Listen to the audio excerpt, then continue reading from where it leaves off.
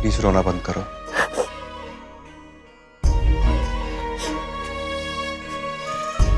मैंने तुम्हें बताया था ना शिवम, तुम्हें इन्फॉर्म किया था ना, तो तुमने क्यों मम्मी जी को नहीं बोला? मैंने नीचे आते वक्त बताया सबको, लेकिन तुम लेट हो गई, इसकी वजह से माँ को गुस्सा आया रिया। तो मैंने जानबूझ के नहीं किया। अब पापा की तबीयत अचानक से खराब हो गई तो क्या करती हूँ? उन्हें वैसे ही छोड़ के आ जाती, कहते कि आप बीमार हो, मुझे घर जाना है। क्या शिवम?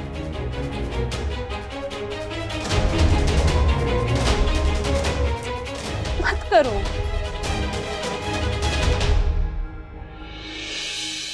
अच्छा गुस्सा छोड़ो, ये बताओ पापा कैसे हैं? ठीक है।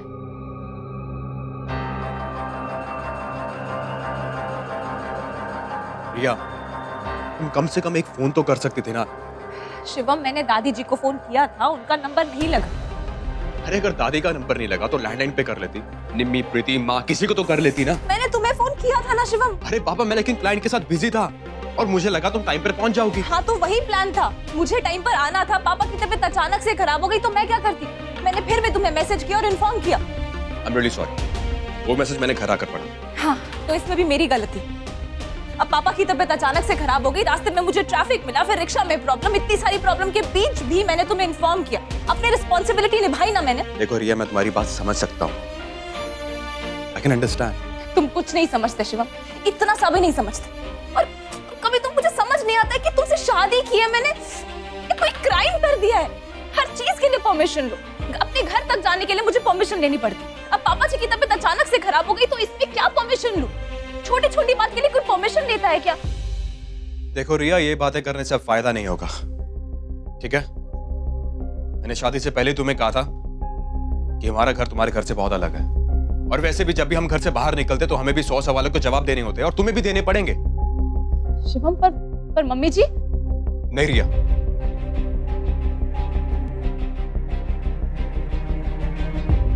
हाथ जोड़ता हूं मैं तुम्हारे, मां के बारे में एक शब्द भी मत बोलना और ना ही मैं सुनूंगा।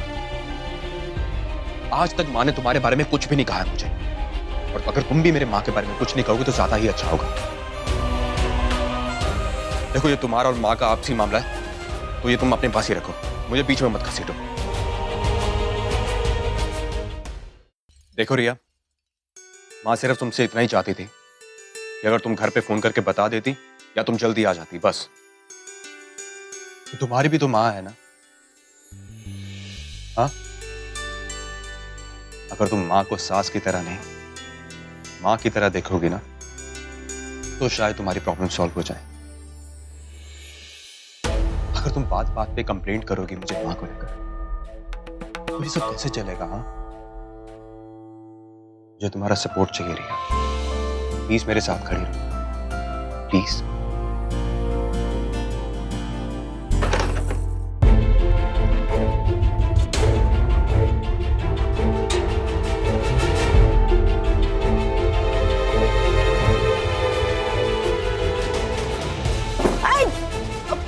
दादी जी, इक्का हाथ तोड़ दिया मेरा, हाथ तोड़ दिया।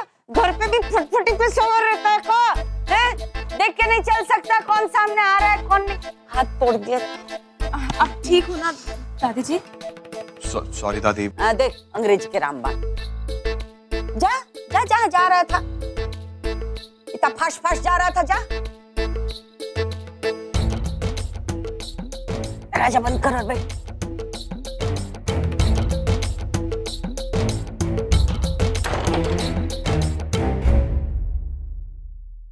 देख, गुस्सा की बात का बुरा मत मानना, वो तुम्हारी सास नहीं, तुम्हारी अम्मा है। हाँ, है थोड़ी स्वभाव की तीखी है, और अब अगर वो भी गर्म हो जाएगी, तुम भी गर्म हो जाओगी, तो हम दोनों पे रोटियां कैसे सेकेंगे?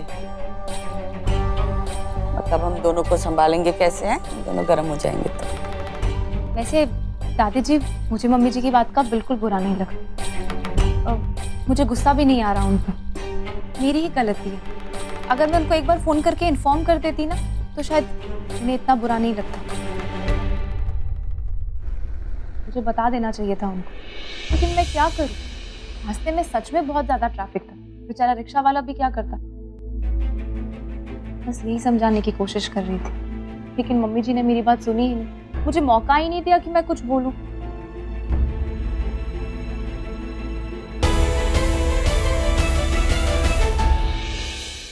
अब रहने दो, ना समझ के ढोल पीटना छोड़ो अभी बहुरिया है। कुछ माफ कर देगी तुम्हें। छोटी रानी, अच्छा हुआ तुम आ गई। सुनो, अपनी भाभी के लाने चाय लेके आओ। हाँ, थकी हारी आई है आप इससे। हाँ दादी, भाभी तो पूरा दिन काम कर कर थक जाती है और मम्मी तो सुबह से पलंग तोड़ती रहती है सिर्फ, है ना?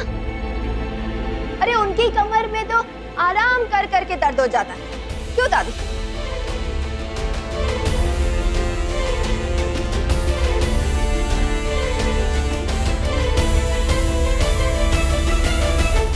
दादी, एक काम करते हैं, रिया भाभी को ये लाउड स्पीकर गिफ्ट कर देते हैं। क्या है ना, उन्हें ऐसा लगता है कि मम्मी उनकी बात सुनती ही नहीं है, समझती ही नहीं है,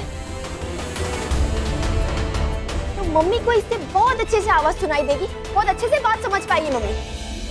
देखो कौशल्या श्रीवास्तव, मेरी बात ध्यान से सुनो। आज हम लेट हो गए, आज हम उस वजह से लेट हो गए, हमें माफ कर दीजिए। क्यों भाभी, सही कर रही हूँ ना मैं? इससे मम्मी आपकी बात अच्छे से समझ जाएगी। बहुत सिंपल है ये, कर ले। शांत हो जा छोटी रानी, शांत हो जा।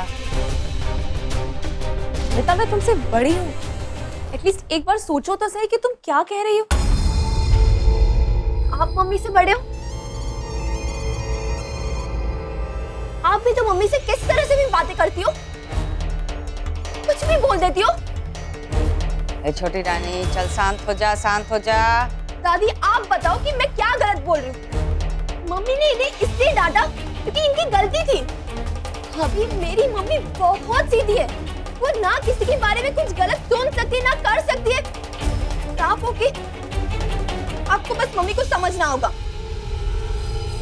देखो देखो छोटी रानी कितना बोलती है। अगर मुंह बंद करने की बटन होती ना तो हम लगा देते इसके मुंह पे। ये भूख लेगी। दादी, मैं तो बस इसलिए आई थी पूछने के लिए कि कौन सी सब्जी बनानी है, ड्रामे वामे करने नहीं आई थी। वैसे भाभी, लाउड स्पीकर की बात याद रखना। ये बुरा मत मानना बहुरिया, का है ना कि इसके है ना दिमाग में दीमक लगा है, साफ ही नहीं होता, जन्म से ही प्रॉब्लम है। अस्पताल में डॉक्टर ने हमसे कहा इसे जल्दी घर ले जाओ, नहीं तो इसकी रोने की आवाज सुन सुन के हमारे सारे मरीज मर जाएंगे। सच सच सच। हंसी ना, हंसते हुए अच्छी लगती, हंसती रहना। जल्दी से नीचे जाओ, रसोई में मदद करो सास की, तो फिर से टमटमा जाएगी।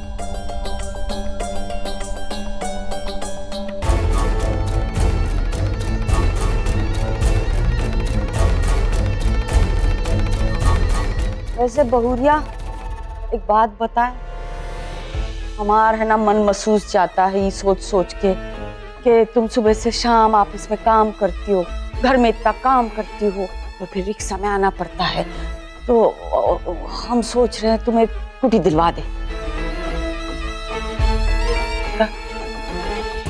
समझ नहीं आया। स्कूटी दिलवा दे। स्कूटी, अरे स्कूटी, वो लड़कियों की फटफटी स्कूटी? हाँ। अच्छा, तुम्हारे पास तो थी एक गुलाबी वाली, वो लाई का है नहीं? हाँ अब अच्छा, पापा के लाने छोड़ दी। कचुना 5 लाख के साथ हो भी गई है। तो कहा हम सोच रहे हैं कि 3-4-5 महीने हम थोड़ा पैसा इकट्ठा करके तुम्हारे लाने स्कूटी लेके आएंगे, हैं? फिर तुम स्कूटी पे जाना, ठीक है? आ जाओ जल्दी से नीचे।